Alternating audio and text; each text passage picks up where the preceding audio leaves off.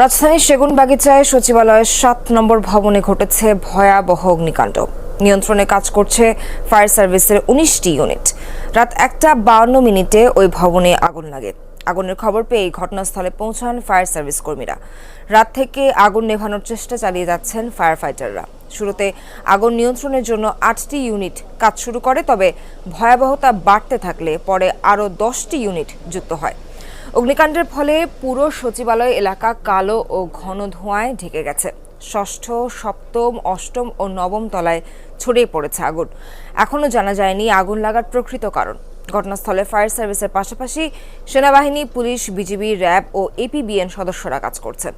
সচিবালয়ের ৭ নম্বর ভবনে রয়েছে যুব ও ক্রীড়া মন্ত্রণালয়, ডাক, টেলিযোগাযোগ ও তথ্য প্রযুক্তি মন্ত্রণালয়, স্থানীয় সরকার, পল্লী উন্নয়ন ও সমবায় মন্ত্রণালয়, শ্রম ও কর্মসংস্থান মন্ত্রণালয়, অর্থ মন্ত্রণালয়, সড়ক পরিবহন ও সেতু মন্ত্রণালয়ের বিভিন্ন বিভাগ।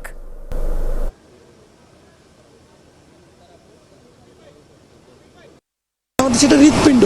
আজকে এই হৃৎপিণ্ডে যে আগুনটা লেগেছে, এই আগুনটা কিন্তু স্বাভাবিক কোনো আগুন না আমরা মনে করছি, কারণ কারেন্টে যদি আগুনটা লেগে থাকে তাহলে একটা জায়গায় লেগে থাকবে, কিন্তু আগুনটা লেগেছে প্রত্যেকটা স্পটে জায়গায় জায়গায়।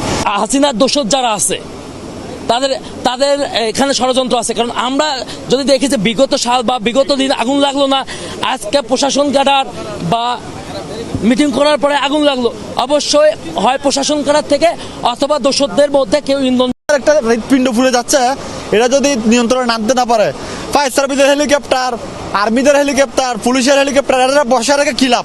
ইনস্ট্যান্ট যদি এত বড় একটা কাজ যদি এটা কাজে লাগাতে না পারে।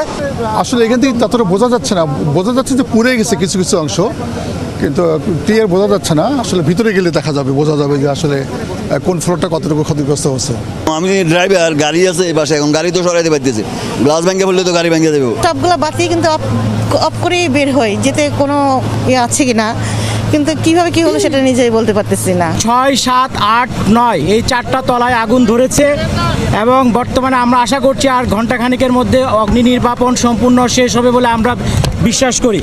বর্তমানে আমাদের ফায়ার ফাইটাররা দালানের ভিতরে কাজ করছে এবং প্রতিটা রুম সার্চ করে করে আগুন নিভানোর ব্যবস্থা করেছে এবং মোটামুটি এটা প্রায় শেষের দিকে।